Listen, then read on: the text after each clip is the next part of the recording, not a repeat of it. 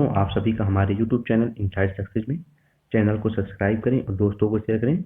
दोस्तों, जैसा कि हमारा चल रहा है हिंदी भाषा एवं साहित्य का वर्षों इतिहास, जो सरस्वती पांडे गोविंद पांडे जी की पुस्तक है, जो आज हमारा पार्ट 11 होगा। इससे पहले का वीडियो देखने के लिए आप वीडियो के डिस्क्रिप्शन या चैनल के डिस्क्रिप्शन में जाके प्लेलिस्ट चेक कर सकते हैं। और आज शुरू होगा हमारा पार्ट 11, जो विविध है, जो हमारा भक्ति काल के अंतर्गत विविध है। इसके बाद हमारा रीत काल शुरू होगा।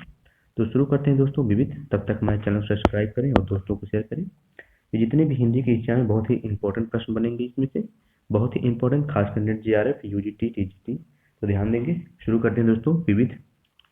शुरू करते हैं। और रविन्द्रनाथ टैगोर ने लिखा है, वाल्मीकि ने सर्वप्रथम नर काव्य का प्रवर्तन किया है। तो रविन्द्रनाथ टैगोर ने क्या लिखा है कि वाल्मीकि ने सर्वप्रथम नर काव्य का प्रवर्तन किया है, ध्यान देंगे। अगला है मीराबाई के एक पत्र के जवाब में गोस्वामी तुलसीदास ने निम्नलिखित पदें कही हैं, जो विनय पत्रिका में संकलित है। तो मीराबाई के एक पत्र लिखा था जो गोस्वामी दास तुलसी ने, उनके रिप्लाई में जो पंक्तियां लिखी हैं वो जो विनय पत्रिका में दी गई हैं। क्या लिखे हैं, बोले हैं, जाके प्रेरणा राम बदहि तजिए ताहि कोटि बैरी सम जद्यप परम स्नेही। तो ध्यान देंगे। आगे है अंग्रेजी भाषा वैज्ञानिक बिम्स ने तुलसी की भाषा को पुरानी बैसवाड़ी कहा है। तो अंग्रेज भाषा वैज्ञानिक बिम्स ने तुलसी की भाषा को क्या कहा है, पुरानी बैसवाड़ी कहा है, ध्यान देंगे, बहुत ही इंपॉर्टेंट है। जो अंग्रेज भाषा वैज्ञानिक बिम्स हैं, उन्होंने तुलसीदास की भाषा को क्या कहा है, तो उन्होंने कहा है पुरानी बैसवाड़ी, ध्यान देंगे, इंपॉर्टेंट है। आगे चलते दोस्तों, सगुण धारा कृष्ण भक्ति शाखा। तो दोस्तों सगुण धारा कृष्ण, तो कृष्ण का सर्वप्रथम उल्लेख ऋग्वेद के 8वें मंडल में 50वें सूक्त के रचयिता के रूप में मिलता है। तो कृष्ण का सर्वप्रथम उल्लेख कहाँ मिलता है, ऋग्वेद के 8वें मंडल और 50वें सूक्त के रचयिता के रूप में मिलता है, ध्यान देंगे। आगे संस्कृत साहित्य में सर्वप्रथम कृष्ण के अलौकिक कर्मों का वर्णन ईसा पूर्व प्रथम शताब्दी के कवि अश्वघोष के बुद्ध चरित्र में मिलता है।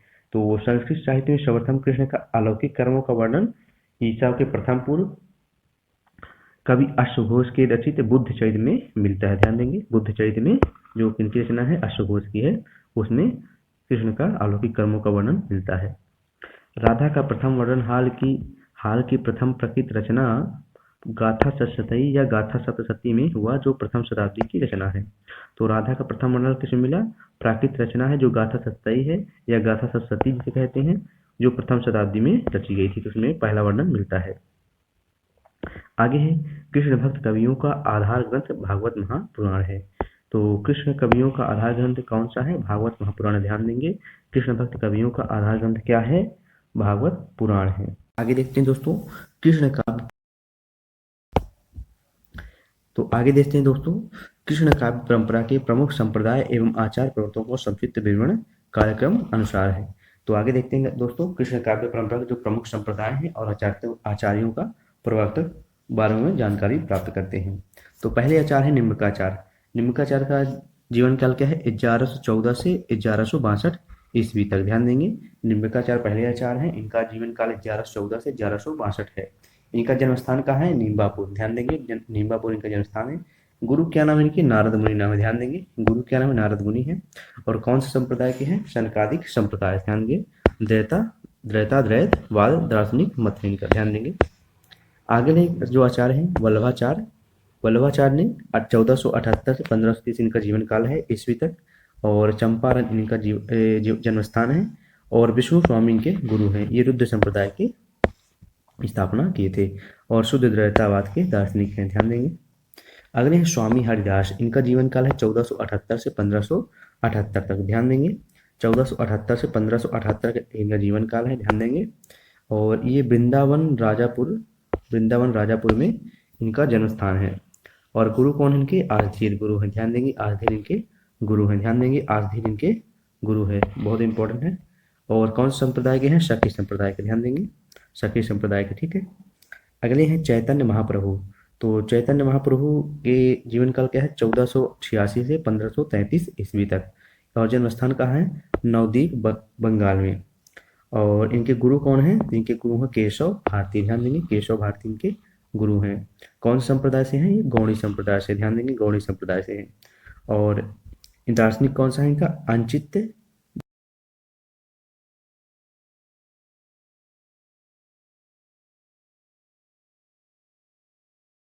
और अगले जो आचार्य हैं, हित हरिवंश हैं। हित हरिवंश के जीवन काल क्या है? 1502 ईस्वी से 1552 ईस्वी तक। जन्म स्थल कहाँ है? बांध गांव मथुरा में, ध्यान देंगे। और गुरु कौन है इनके? गोपाल भट्ट। और कौन संप्रदाय के हैं? राधा वल्लभ संप्रदाय। तो इनको देख लेंगे, बहुत इंपॉर्टेंट है। अगले कवि हैं, आगे देखते हैं। कवि हाल का वास्तविक नाम शालिवाहन था, जो प्रथम शताब्दी में प्रतिष्ठानपुर के राजा थे। तो कवि हाल का वास्तविक नाम क्या था? हाल का क्या नाम था? शालिवाहन था, जो प्रथम शताब्दी के प्रतिष्ठानपुर के राजा थे, ध्यान देंगे। भागवत पुराण का रास शारद रास तथा गीत गोविंद का वसंत रास है। तो भागवत पुराण का रास क्या है? शरद रास है, ध्यान देंगे। भागवत पुराण का क्या रास, कौन सा रास है? शरद रास है। और गीत गोविंद का कौन सा रास है? वसंत रास है, ध्यान देंगे। बंगाल के अंतिम शासक राजा लक्ष्मण सेन के सभा कवि जयदेव ने 12 सर्गों में कोमलकांत पदावली में गीत गोविंद की रचना की। तो बंगाल के जो अंतिम शासक थे राजा लक्ष्मण सेन, ध्यान देंगे। बंगाल के अंतिम राजा कौन थे, शासक कौन थे? राजा लक्ष्मण सेन थे। उनके सभा कवि जयदेव ने 12 सर्गों में कोमलकांत पदावली में गीत गोविंद की रचना की, ध्यान रखेंगे। भागवत महापुराण में कुल 12 स्कंद हैं। तो भागवत महापुराण में कितने स्कंद हैं? 12 स्कंद हैं, ध्यान देंगे। भागवत महापुराण में कितने स्कंद हैं? 12 स्कंद हैं। आगे देखते हैं दोस्तों, सनकादि या निम्बार्क संप्रदाय। तो ध्यान देंगे दोस्तों। तो सनकादि और निम्बार्क संप्रदाय के बारे में डिटेल्स जानकारी प्राप्त करने, तब तक दोस्तों बता दें कि हमारे चैनल को सब्सक्राइब करें और दोस्तों को शेयर करें। और दोस्तों, इससे पहले का वीडियो देखने के लिए आप हमारे वीडियो को डिस्क्रिप्शन या चैनल के प्लेलिस्ट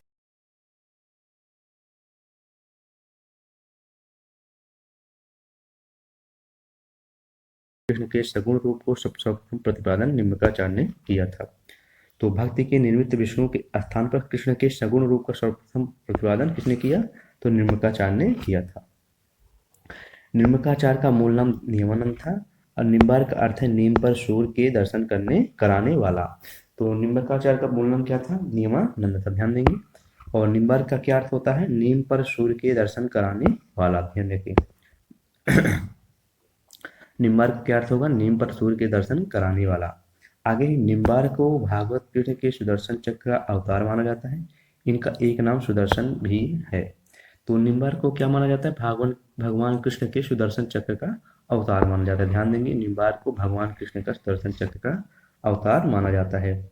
और इनका एक नाम क्या है? सुदर्शन भी था, तो ध्यान देंगे। इनका एक नाम सुदर्शन भी था। आगे दोस्तों, निम्बार्क संप्रदाय में कृष्ण के वामांग में सुशोभित राधा के स्वकीय रूप का विधान है।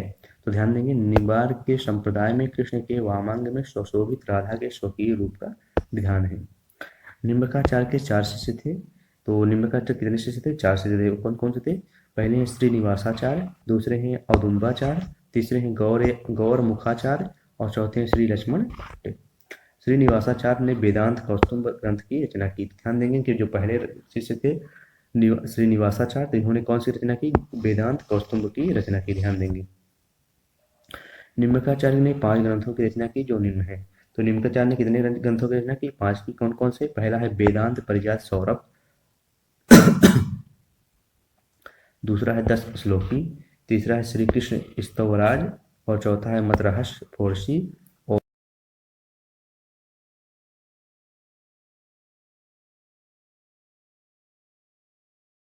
निम्बार्क संप्रदाय की सबसे बड़ी गद्दी राजस्थान के सलीमाबाद स्थान पर स्थित है। तो निम्बार्क संप्रदाय की सबसे बड़ी गद्दी कहाँ है? सलीमाबाद राजस्थान में है, ध्यान देंगे। दोस्तों देखते हैं निम्बार्क संप्रदाय के प्रमुख कवि। तो निम्बार्क संप्रदाय के प्रमुख कवि कौन कौन से हैं? तो पहला श्री भट्ट का जन्म मथुरा में ध्रुवटीला में सन 1538 में हुआ। इनके गुरु का नाम केशव काश्मीरी था। तो श्री भट्ट का जन्म कहाँ हुआ था? मथुरा में ध्रुवटीला में 1538 ईस्वी में हुआ था, ध्यान देंगे। और उनके गुरु क्या नाम था? केशव काश्मीरी था, ध्यान देंगे। अगला है श्री भट्ट को निम्बार्क संप्रदाय में हितु सखी का अवतार माना जाता है। तो श्री भट्ट को निम्बार्क संप्रदाय में क्या माना जाता है? हितु सखी का अवतार माना जाता है। श्री भट्ट के 2 ग्रंथ हैं। श्री भट्ट कितने ग्रंथ हैं? 2 ग्रंथ हैं, ध्यान देंगे। पहला ग्रंथ है युगल शतक, इसमें 100 पद हैं। प्रत्येक पद के पूर्व उक्त पद के मूल भाव को व्यक्त करने वाला एक दोहा दिया गया है। तो युगल चित्र में क्या किया गया है, इसमें 100 पद हैं और प्रत्येक पद के पूर्व उक्त पद के मूल भाव को व्यक्त करने वाला एक दोहा दिया गया है। और दूसरी कौन सी रचना है श्रीभट्ट की, तो आदिवाणी है, ध्यान देंगे आदिवाणी। आगे हरिव्यास देव के गुरु का नाम श्रीभट्ट था। इन्होंने ब्रजभाषा में महावाणी नामक ग्रंथ की रचना की। तो हरिव्यास देव के गुरु क्या नाम था, श्रीभट्ट था, और इन्होंने ब्रजभाषा में महावाणी नामक ग्रंथ की रचना की। ध्यान देंगे हरिव्यास देव के गुरु का नाम श्रीभट्ट था।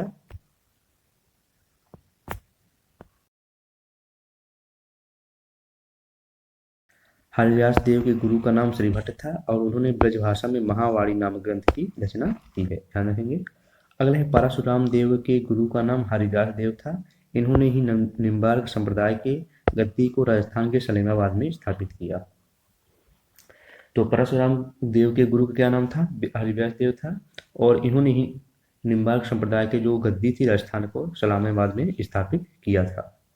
आगे है परशुराम देव ने परशुराम सागर नामक एक बड़े ग्रंथ की रचना की। इसकी भाषा राजस्थानी प्रधान सदुक्कड़ी है।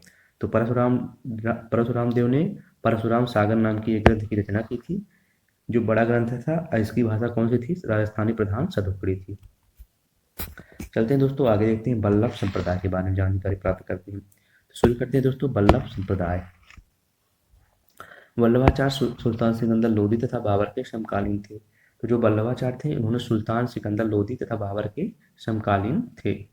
वल्लभाचार्य का संक्षिप्त जीवन परिचय जान लेते हैं। इनकी जन्म मृत्यु कब हुई, जीवन काल इनका 1478 से 1530 ईस्वी हुई। जन्मस्थान क्या इनका चंपारण है। पत्नी का क्या नाम था, मधुमंगल था। इनके दो पुत्र थे, कौन थे, गोपीनाथ और विट्ठलनाथ, ध्यान देंगे। और भक्ति कैसी थी इनकी, पुष्टि मार्गी थी। तो वल्लभ संप्रदाय में कृष्ण पूर्णानंद स्वरूप पूर्ण पुरुषोत्तम पर ब्रह्मा है। तो वल्लभ संप्रदाय में कृष्ण पूर्णानंद स्वरूप पूर्ण पुरुषोत्तम पर ब्रह्मा है। पुष्टि मार्गी भक्ति में पुष्टि भागवत अनुग्रह या कृपा को कहा जाता है, भागवत महापुराण में लिखा है।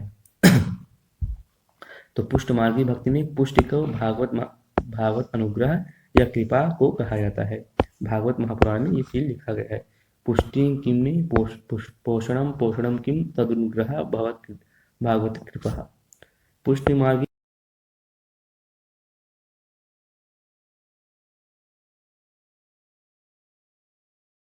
मार्ग जीव और भक्त होते हैं जो निम्न है। तो देखते हैं मार्ग कौन कौन से हैं। पहला है मर्यादा मार्ग, वैदिक मार्ग जिसे कहते हैं, और प्रवाह मार्ग जिसे लौकिक सुख भोग कहते हैं, और पुष्ट मार्ग जिसे भक्ति मार्ग कहते हैं। जीव कौन कौन से, मर्यादा जीव, प्रवाह जीव और पुष्ट जीव। भक्त कौन कौन से, मर्यादा भक्ति, प्रवाह भक्ति, पुष्ट या शुद्धि भक्ति। वल्लभाचार्य ने निम्नलिखित ग्रंथों की रचना की। तो वल्लभाचार्य ने जो उनकी रचना थी ग्रंथों की, उनके बारे में जानते हैं। पहला है पूर्व मीमांसा भाष्य, ध्यान देंगे, वल्लभाचार्य की रचना है। उत्तर मीमांसा या ब्रह्मसूत्र भाष्य जो अणुभाष्य के नाम से प्रसिद्ध है। एक रचना उनकी है उत्तर मीमांसा या ब्रह्मसूत्र भाष्य जो अणुभाष्य के नाम से प्रसिद्ध है। इनके शुद्ध द्वैतावाद का प्रतिपादक यही प्रधान दार्शनिक ग्रंथ माना गया है, ध्यान देंगे। श्रीमद् भागवत की सूक्ष्म टीका तथा सुबोधनी टीकना, तत्वदीप निबंध, इनकी 4 ये रचनाएं, ध्यान देंगे।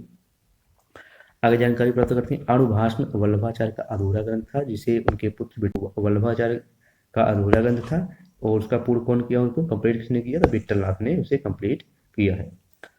आगे देखते हैं वल्लभ संप्रदाय के अष्टांग की सेवा के उल्लेख देखते हैं दोस्तों। वल्लभ संप्रदाय में अष्टांग की सेवा का उल्लेख है, कौन कौन से उसमें।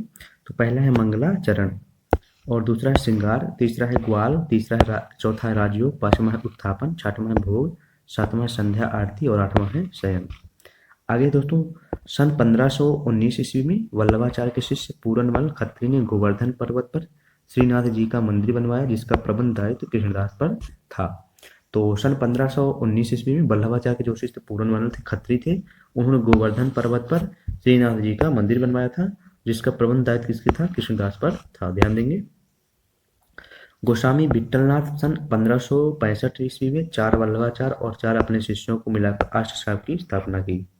तो गोस्वामी विट्ठलनाथ जो थे सन 1565 ईस्वी में 4 वल्लभाचार्य के शिष्य और 4 अपने शिष्य मिला के अष्टछाप की स्थापना की थी। वल्लभाचार्य के कुल 84 तथा विट्ठलनाथ कुल 252 शिष्य थे। तो वल्लभाचार्य कितने शिष्य थे, तो 84, और विट्ठलनाथ कितने शिष्य थे? 252 शिष्य थे, ध्यान देंगे। कालक्रम अनुसार अष्टशाप कवियों की संक्षिप्त विवरण निम्न है। तो जो अष्टशाप कवियों थे तो उनके बारे में जानते हैं। पहले कवि हैं कुंभन दास, ध्यान देंगे, ये अष्टशाप के कवि हैं। इनका जन्म काल क्या है? जीवन काल क्या है? 1468 से 1583 ईस्वी तक, ध्यान देंगे। इनके गुरु गुरु कौन थे? वल्लभाचार्य थे।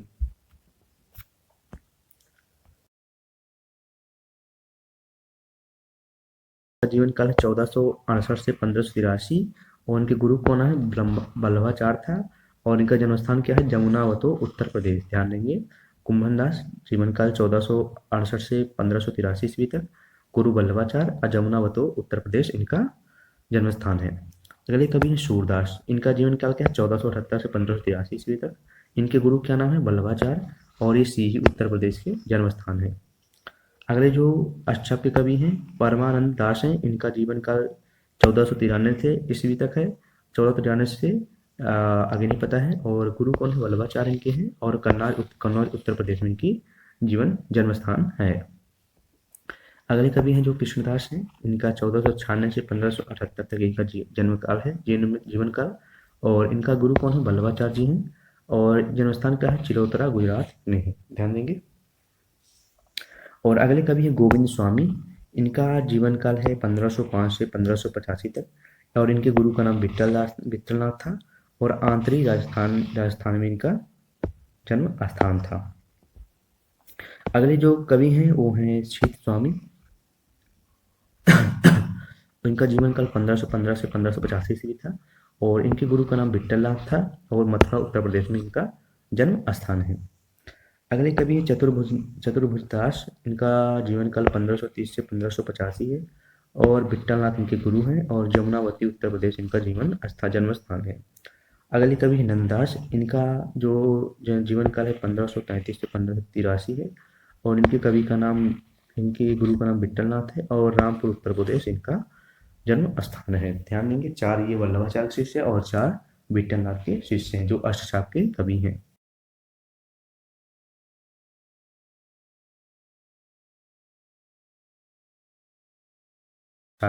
अष्टशापी कवि थे और इस जात के क्षत्रिय थे, ध्यान देंगे। कुंभन दास ने सन 1492 ईस्वी में वल्लभाचार्य से दीक्षा ग्रहण की।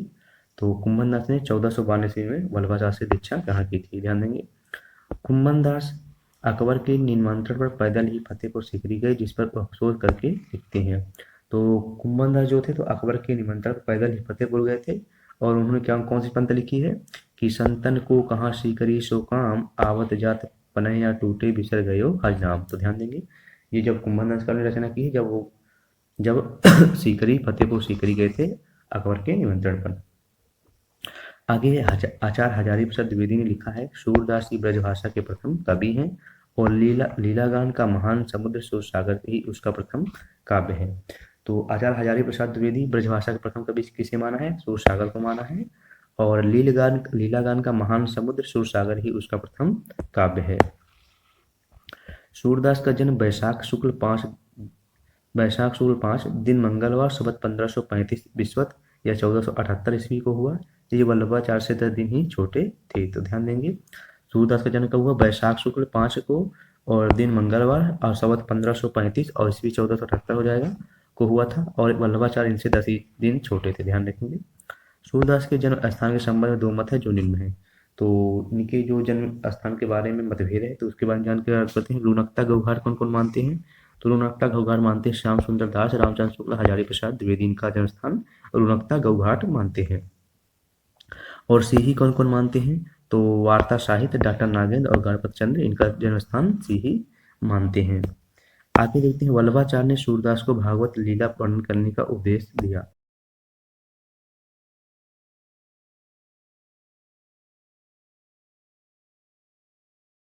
लीला वर्णन करो, ध्यान देंगे। वल्लभाचार्य ने ही सूरदास को भागवत लीला वर्णन करने को दिया था, उपदेश दिया था। सूरदास द्वारा रचित 25 ग्रंथ बताया जाता है, जिसमें कि 3 ही उपलब्ध हैं जो निम्न है। तो सूरदास की कितनी रचनाओं के बारे में बताया जाता है? 25 ग्रंथ बताए जाते हैं, जो जिसमें से 3 ही उपलब्ध हैं। कौन कौन से? सूर सागर, सूर सरावली और साहित्य लहरी, यही 3 उपलब्ध हैं। सूर सागर की रचनाओं का सर्वप्रथम संपादन कलकत्ता में सन 1841 ईस्वी में राग कल्पद्रुम नाम से हुआ। तो सूरदास की रचनाओं का सर्वप्रथम संपादन कहाँ हुआ? कलकत्ता में 1841 ईस्वी में राग कल्पद्रुम नाम से हुआ था। सूरदास कृत सूरसागर का उपजीव भागवत महापुराण का 10वां स्कंध है। तो सूरदास कृत जो सूरसागर का है उपजीव भागवत महापुराण का 10वां स्कंध है। सूरसागर में 4936 पद और 12 स्कंध है। तो सूरसागर में कितने पद हैं? 4936, 4936 पद और 12 स्कंध है। सूरदास ने सूरसागर में 3 भ्रमण गीतों की योजना की है। तो सूरदास ने सूरसागर में कितने भ्रमण गीतों की योजना की है? तो 3 भ्रमण गीतों का योजना की है। प्रथम भ्रमण गीत पद कितने हैं उसमें? 4078 पद से 4710 ही मुख्य हैं। शेष 2 भ्रमण गीत, पहली है पद संख्या 4711 से 4712 और दूसरा 4713 कथात्मक है। भ्रमण गीत का सर्वप्रथम एक पूर्ण प्रसंग के रूप में वर्णन श्रीमद् भागवत के 10वें स्कंद के 47वें अध्याय के 12 से 21 श्लोक में मिलता है। तो भ्रमण गीत का सर्वप्रथम पूर्ण प्रसंग कहाँ मिलता है? श्रीमद् भागवत के 10वें स्कंद के 47वें अध्याय के 12 से 21 श्लोक में मिलता है। आगे है हिंदी साहित्य में भ्रमण गीत काव्य परंपरा का प्रवर्तन सूरदास ने किया। तो हिंदी साहित्य में भ्रमण गीत काव्य परंपरा का किसने किया? तो श्री सूरदास ने किया, ध्यान रखेंगे। दोस्तों आगे देखते हैं सूरसागर के काव्य के रूप में संबंध में भिन्न विद्वानों के मत क्या है। तो उसके बारे में जानते हैं। सूरसागर के काव्य के रूप में संबंध में जो विभिन्न विद्वानों के मत हैं। तो जो प्रथम विद्वान है डॉक्टर चंद्रवली पांडे, तो क्या मानते हैं कि लीला प्रबंध काव्य व भाव प्रबंध काव्य है सूरसागर। अगले कवि हजारी प्रसाद द्विवेदी, तो हजारी प्रसाद क्या मानते हैं? सूरसागर को गीत काव्यात्म मनोरोगों को आधारित विशाल महाकाव्य माने हैं। और ब्रजेश्वर वर्मा क्या माने हैं? कृष्णचरित का महाकाव्य माने हैं सूरसागर को।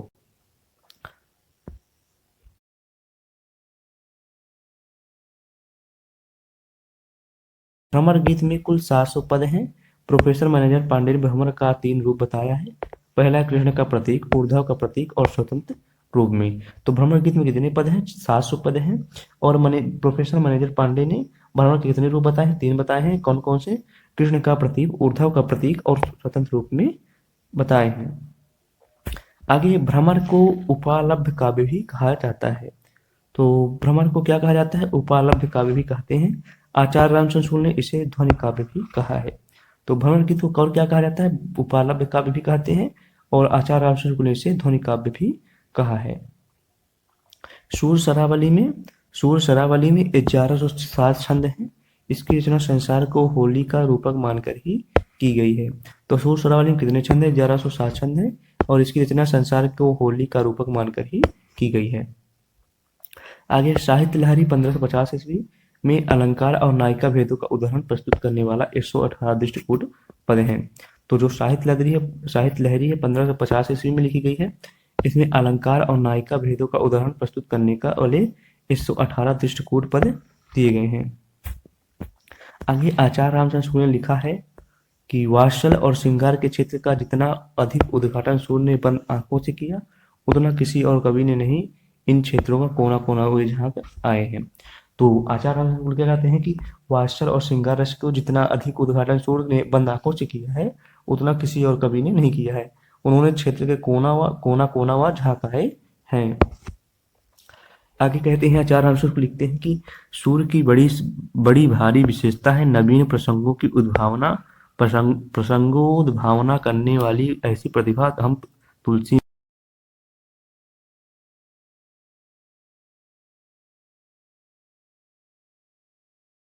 की नवीन प्रसंगों की उद्भावना और प्रसंगोद्भावना करने वाली ऐसी प्रतिभा हम तुलसी में नहीं पाते हैं। अगले शुक्ल जी लिखते हैं कि आचार्यों की छाप लगी हुई 8 वीणाएं श्री कृष्ण की प्रेम लीला कीर्तन करने उठी, जिनमें सबसे ऊंची सुरीली और मधुर झंकार अंधे कवि सूरदास की वीणा की थी। तो क्या लिखते हैं शुक्ल जी कि आचार्यों की छाप लगी हुई थी जिसमें 8 वीणाएं श्री कृष्ण की प्रेम लीला कीर्तन करने उठी और जिनमें सबसे ऊंची सुरीली और मधुर झंकार किनकी है? अंधे कवि सूरदास जी की मानी गई है।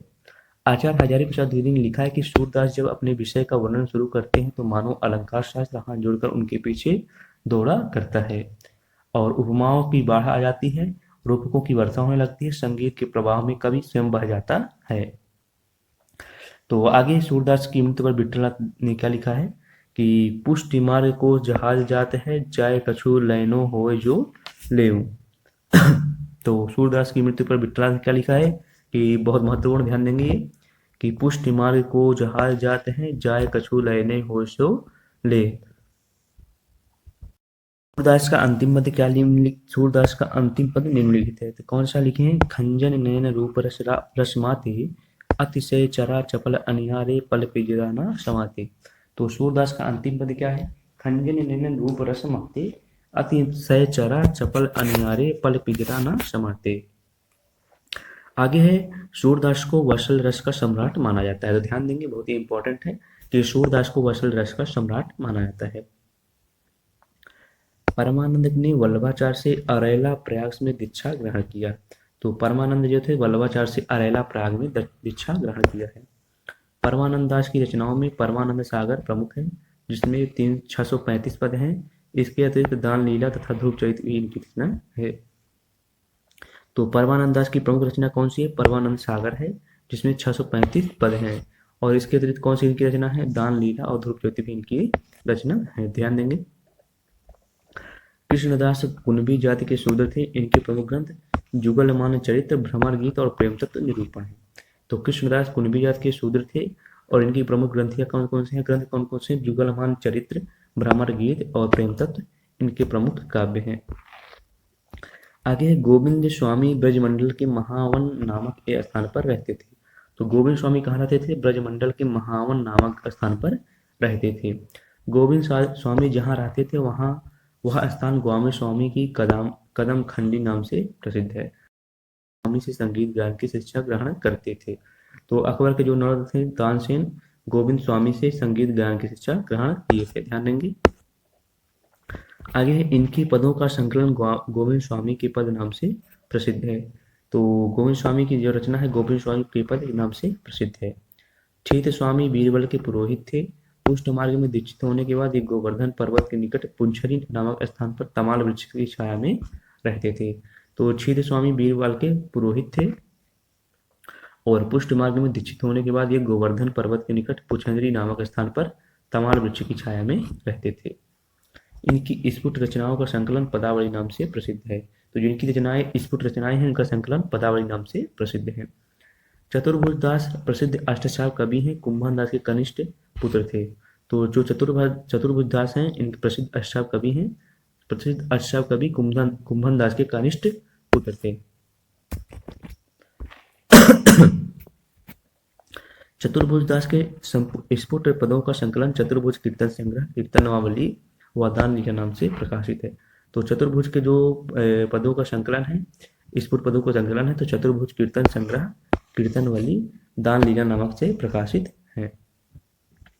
अष्टचाप के कवियों में नंददास का स्थान काव्य सष्टों और भाषा की प्रबंधकता में सूरदास के बाद है। तो जो अष्टचाप कवि नंददास जी हैं तो इनका स्थान काव्य संष्ठाओं में, भाषा की प्रजालात्मा में सूरदास के बाद है। नंददास के ग्रंथ पद संख्या एवं कथा निम्न है। तो आगे देते हैं नंददास के ग्रंथ पद संख्या और उनके विषय। पहला ग्रंथ है अनेकार्थ मंजरी। कितने पद हैं इसमें? तो इनमें 200।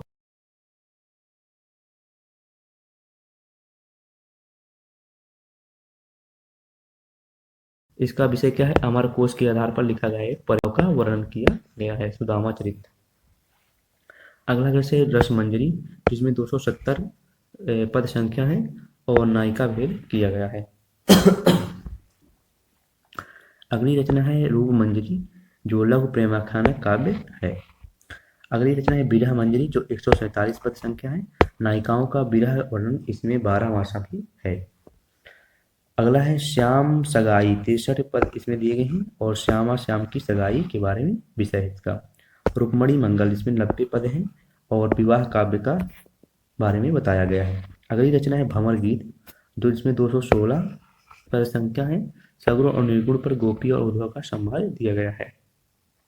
अगली रचना है रस पंचाध्याय। ध्यान देंगे, कृष्ण और रासलीला का अनुप्रसाद युक्त साहित्यिक भाषा में वर्णन किया गया है। तो रस रास पंचाध्यायी में क्या किया गया है? कृष्ण की रासलीला का अनुप्रसाद युक्त साहित्यिक भाषा की वर्णन किया गया है। अगली रचना कौन सी है? अब है सिद्धांत पंचाध्यायी। तो सिद्धांत पंचाध्यायी किसने रिलेटेड है? कृष्ण की रासलीला का वर्णन किया गया है। अगला जो है दसम स्कंद भाषा, जिसमें 1700 पद हैं। श्रीमद् भागवत के दसम स्कंद का पद्यमय अनुवाद किया गया है।